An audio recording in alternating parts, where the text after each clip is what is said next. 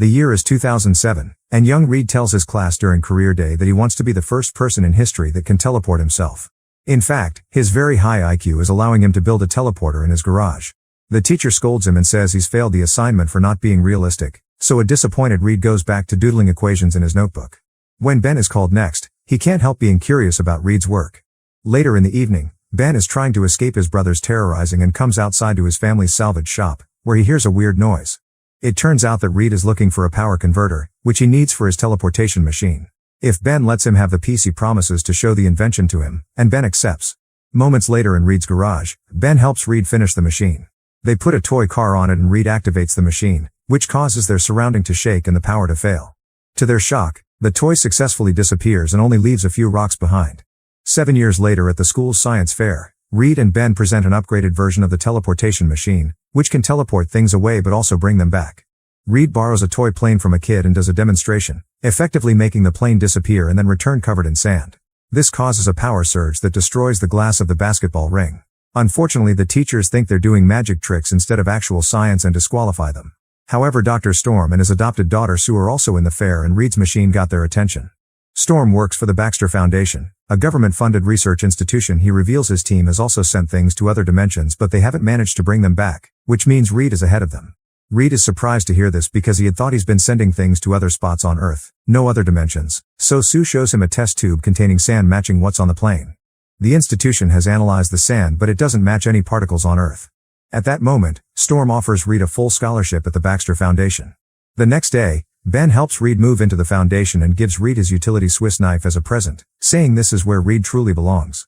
Later Reed takes a look around the building to get to know everything, being very impressed by the amazing labs and the huge library. When he bumps into Sue, he tries to start a conversation, but Reed doesn't know how to talk to girls and everything goes rather awkwardly. Meanwhile, Storm is having a meeting with the board about the expedition to a supposed new world. He explains that if they access this other dimension, they can use its resources and maybe even find a way to save their own planet.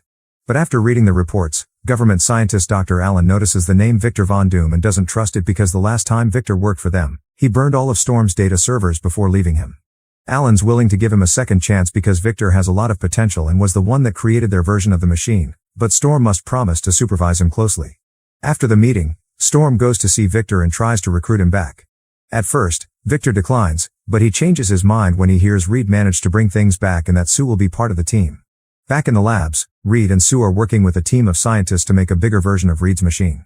Sue discovers that Reed's model was ripping a hole in the fabric of space and time, which can cause a black hole and could swallow the entire planet, so they need to be careful. Sometime later, Storm and Victor arrive. After introductions are made, Sue and Victor show Reed an image they took from the other world during their last try. Storm explains that this new planet could be used to save their own, but Victor doesn't think that Earth deserves to be saved, and Sue jokingly calls him Dr. Doom for being a pessimist. Meanwhile, Storm's troublesome son Johnny is competing in an illegal car race. He's actually doing extremely well since speed is his best friend, but when he's about to win, the engine of his car explodes and he crashes into an electric post. Later, Storm picks him up from the hospital, disappointed to see Johnny racing again. They argue about Johnny wasting his potential because Storm thinks Johnny is destined for greater things, so he tells his son that he won't get his car back unless he works for him. Left with no other choice, Johnny joins the team at the foundation. Weeks pass with everyone working hard together and forming a very strong friendship among themselves, although Victor begins to get jealous when he notices Reed and Sue are getting closer. After lots of exhausting days, the team finally finishes building the teleportation machine and they call it the Quantum Gate. Reed sends a picture of it to Ben, thanking him for everything that he has done for him. The next day, Allen and the board arrive to watch a live demonstration. They send a monkey for the first organic test and after a few seconds of tension, they get a video feed with the other dimension, which they call Planet Zero. Then the monkey returns in good health, which officially makes the experiment effective and safe. Allen congratulates the team, but when the teenagers say they want to go next, Allen immediately refuses. Creators must stay behind to control the machine, they'll be sending NASA men instead. After the board leaves, Reed, Johnny, and Victor decide to have a drink together to forget their disappointment. However, they keep complaining about the fact they don't get to go to the dimension they discovered themselves, which should give them first step rights. Reed comes forward and convinces everyone they should use the machine on their own and go behind everyone's backs. The other two agree, and Reed calls Ben to join them since he was an original creator too. Moments later, everyone suits up and gets into the machine pods. Meanwhile, Sue is working in the office and gets an alert that someone is activating the gate, so she runs to the lab to check. By the time she arrives, the four men have already disappeared. On Planet Zero, the guys are amazed by this new dimension. When Reed and Ben put up the American flag, the ground breaks and reveals a glowing green light beneath it. Afterward they check on the place where Victor thinks the energy is converging. Johnny stays at the top of the cliff to be the anchor as the other three climb down and find a green lava-like substance. When he touches it, Victor discovers that it's responding to a physical stimulus. Then Victor dips his hand further only for the substance to explode, causing the ground to erupt. The three men run back to the rope and climb immediately with Johnny supporting their weights, but Victor falls hanging on the rope. Reed tries to pull him up, but the erupting green substance reaches Victor and spreads over his body, so Reed has no choice but to let go of him. Unfortunately, the substance melts off the rope, causing Victor to fall back down to the surface. Reed and Ben continue climbing and reunite with Johnny to go back inside their pods. However, the re-entry is not working. At that moment, Sue gets their signals back and activates the return, but she isn't fast enough. Suddenly Johnny catches on fire, and Ben is hit by a bunch of rocks. The machine explodes when it returns and sends a shockwave that knocks Sue out and causes blackouts to the whole city.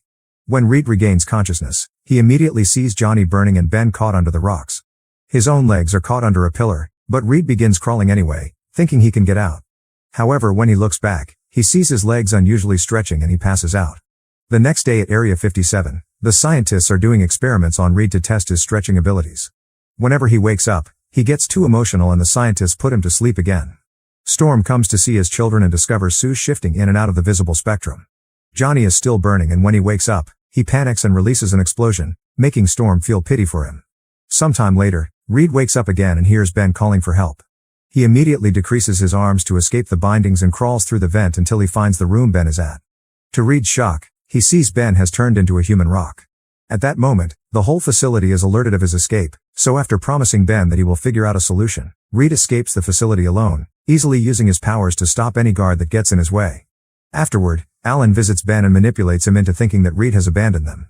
He says that the government in Area 57 can find a way to fix what happened to them, but in return, the teens will need help with their service. A year later, Ben, Johnny, and Sue are controlling their abilities perfectly and have become great assets for the government, especially Ben, who is sent to war zones to destroy enemy tanks. Johnny can now fly, and Sue can turn other objects invisible too. She also can create a force field. Alan discusses this with the Pentagon and proposes another quantum gate project aiming to give the United States military powers too.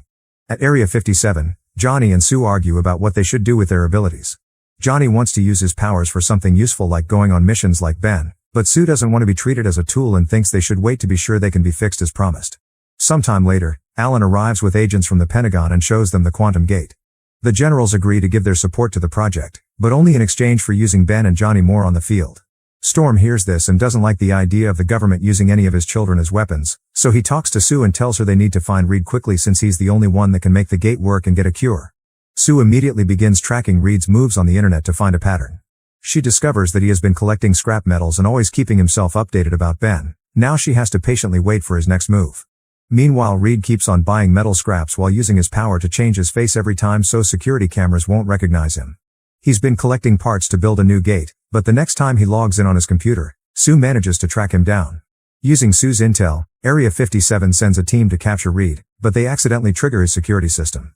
Reed quickly runs to the woods and gets surrounded by soldiers, but he's been training his abilities too and easily fights them all. When the soldiers fail to catch them, they release Ben to finish the job. Reed tries to explain he still cares and has been looking for a cure, but Ben is hurt and shuts him up with a headbutt. On the trip back, Reed apologizes for leaving everyone and promises to find a cure. However, Ben knows that Alan won't let anyone fix them because they're useful like this. When they arrive in Area 57, Sue talks to Reed and convinces him to help them fix the gate, telling him that this is the chance for his work to make a difference. He finally agrees to help and immediately begins working on Quantum Gate 2 with more effort than last time. When it's time for a new teleportation trial, Reed and Johnny reunite, and unlike Ben, Johnny is happy to see his old friend again. Next, the machine safely sends a new crew to Planet Zero, which has changed a lot during the past year.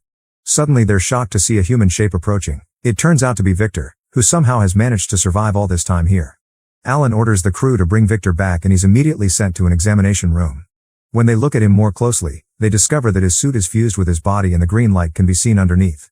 Alan promises Victor that he'll cure him in exchange for him telling them everything he knows about Planet Zero.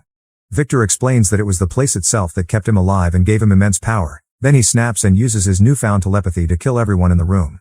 Afterward, Victor goes out and wanders around the building to kill every single person he can find without remorse. An alarm quickly goes off, and for a moment Ben thinks Reed is the one trying to run away again.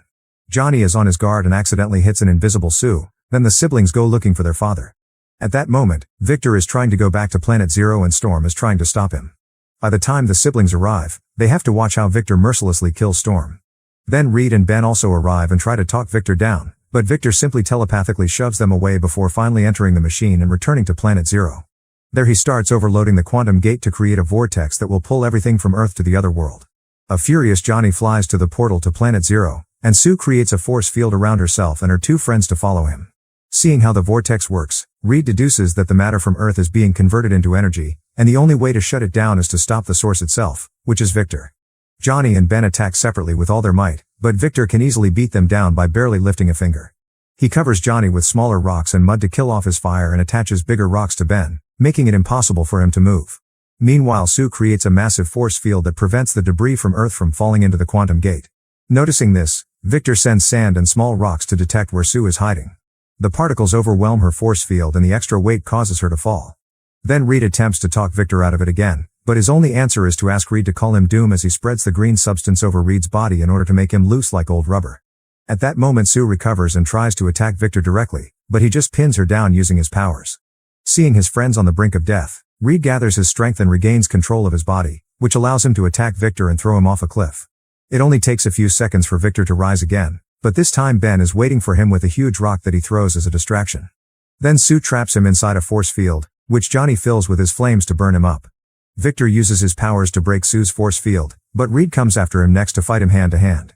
This turns out to be another distraction because at that moment Ben comes out of Sue's invisibility and punches Victor into the machine. Lastly, Johnny breaks all the pillars, causing Victor to be turned into pure energy. Now the battle is over and they won. The four friends run back to the machine to return to Earth right before the gate closes. Sometime later, the Pentagon thanks them for saving the world and asks them to be their soldiers, but the friends turn them down and passive-aggressively imply things will get nasty if they aren't left alone. At least they get gifted a large lab to work on and they agree they need to come up with a name for their team. After a comment made by Ben, Reed says they shall be the Fantastic Four. Make sure to subscribe and turn on notifications so you can watch more videos like this. Thanks for watching.